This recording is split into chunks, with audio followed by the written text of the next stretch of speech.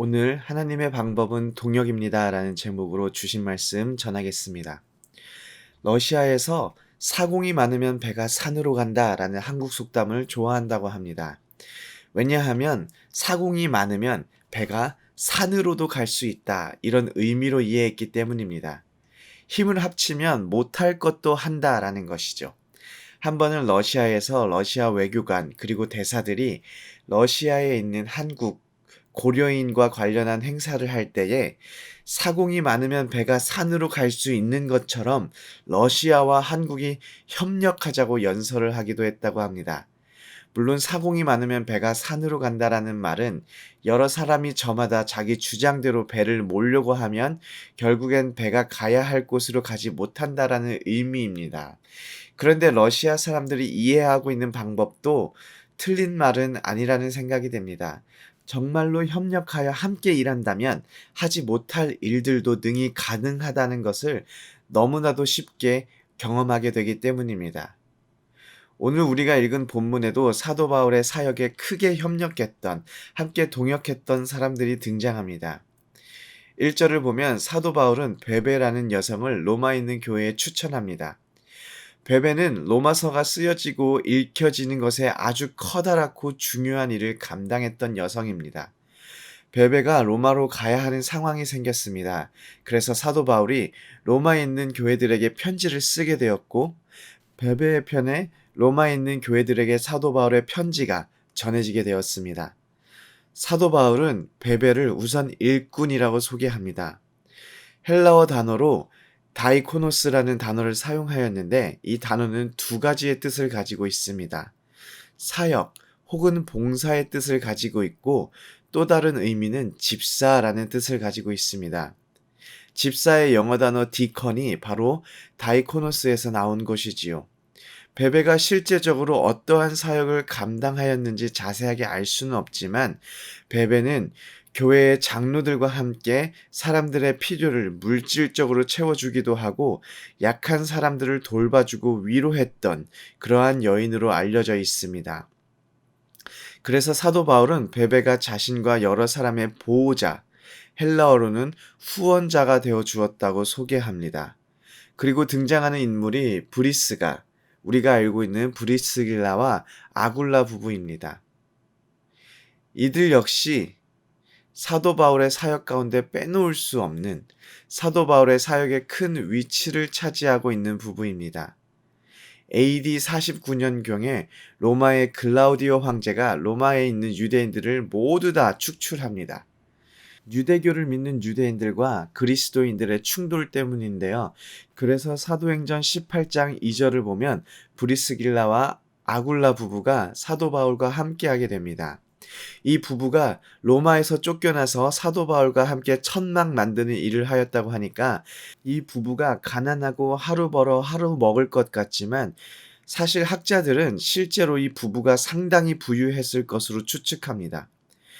우선 바울에게 규칙적이고 폭넓은 대접을 하였습니다. 그리고 이들이 어디에 자리를 잡든지 자신들의 가정을 신자들을 위한 모임의 장소로 사용할 수가 있었습니다. 그리고 로마 복귀 후에도 바로 가정에서 교회를 시작할 수 있었고 오늘 본문 4절을 통해서 이들이 사도 바울뿐만 아니라 이방인의 많은 교회들의 후원을 했을 가능성이 있습니다. 그리고 사도 바울은 에베네도를 소개합니다. 사실 에베네도에 대해서 알려진 것은 없지만 오늘 말씀을 통해서 이방인 가운데 처음으로 그리스도를 영접한 인물로 그리고 사도 바울의 사역에 많은 도움을 주었을 것으로 추측이 됩니다. 오늘 본문을 통해서 확실하게 알 수 있는 것은 하나님은 우리 믿는 사람들이 서로 함께 일하시기를 원하십니다. 이것이 하나님의 방법입니다. 성경의 모세를 보면 이스라엘 백성들이 모세를 너무나도 의지했던 것을 볼 수가 있습니다.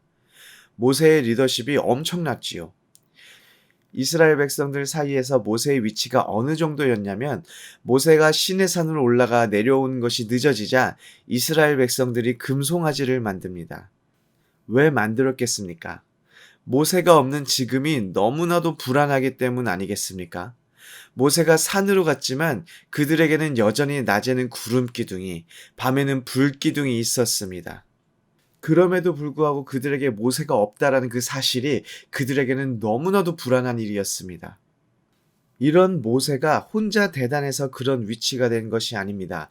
물론 하나님께서 사용하셨던 것도 있지만 그에게는 동역자들이 있었습니다. 그를 돕는 아론이 있었고 그의 밑에는 여호수아도 있었습니다. 이스라엘의 위대한 왕, 하나님의 마음에 합한 사람 다윗도 혼자서 모든 적을 무찌르고 이스라엘의 왕이 된 것이 아닙니다. 하나님께서는 다윗이 혼자 힘으로 왕위에 오르게 하시지 않으셨습니다. 그가 사울을 피해 아둘람 동굴에 숨었을 때에 그와 함께 하기로 선택한 사람들이 모여들었습니다.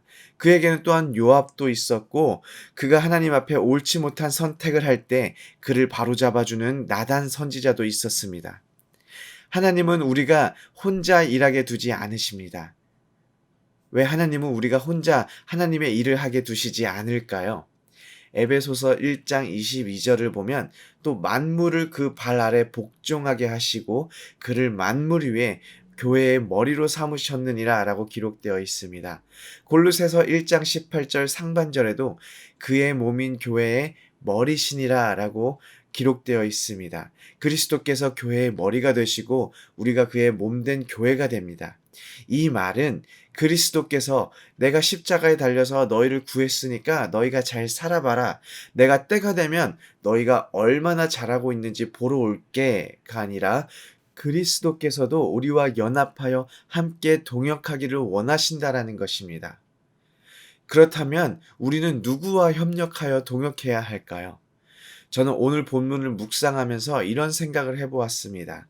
겐그리아 교회의 일꾼 베베가 사도 바울이 2000년이 지났음에도 사람들의 입에 오르내리는 유명한 사람이 될 줄을 미리 알아보고 사도 바울을 도우며 협력했을까요? 브리스길라와 아굴라가 사도 바울을 도와주면 자신들도 성경에 이름이 적힐 것을 예상하고 사도 바울을 도와서 함께 일했을까요? 물론 아니죠. 베베가 사도 바울을 도왔던 것은 그리고 브리스길라와 아굴라가 사도 바울과 함께 동역했던 것은 다른 이유가 아닙니다. 하나님께서 붙여 주셨기 때문입니다. 저는 이들이 사도 바울을 도우며 사도 바울과 동역했기 때문에 이들이 성경에 나올 만큼 대단했다라고 생각하지 않습니다. 저는 분명 이들의 삶의 방법이, 삶의 모습이 하나님의 나라를 꿈꾸며 옆에 있는 동역자들을 도와가며 협력했다고 생각합니다. 그 중에 한 명이 사도 바울이었고, 그래서 이들이 성경에 알려지게 되었다고 생각합니다. 사도 바울 외에도 분명 많은 이들을 돕고 협력하며 하나님의 나라를 이 땅에 알리려는 삶을 살았다고 믿고 있습니다. 그럼 우리는 누구를 돕고 누구와 협력하며 동역해야 하겠습니까? 교회 목회자들과 동역하기를 원합니다. 목회자들은 이 땅에서 하나님의 나라를 알리고 전파하기 위하여 전문적으로 준비하고 훈련된 삶을 살아가는 분들입니다. 하나님의 나라를 이 땅에 전파하는 그 사역에 동참하며 동역하시기를 원합니다.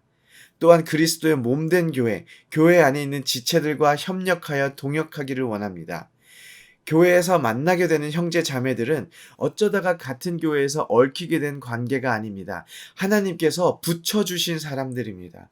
하나님께서 사람을 붙여주시는 것은 싸우라고 붙여주시는 것이 아닙니다. 서로 경쟁하라고 붙여주시는 것이 아닙니다. 거기에는 우리가 다 이해할 수 없는 하나님의 계획이 있습니다. 교회의 지체들과 함께 협력하여 동역하여 하나님의 나라를 전파하며 그리스도의 사랑을 드러내기를 원하시기 때문에 하나님께서 붙여주시는 것입니다. 우리의 수고와 노력과 물질의 섬김이 드러나 보이지 않을 수 있습니다. 사람들이 알아주기보다는 모르고 넘어가는 것들이 더욱 많을 수 있습니다.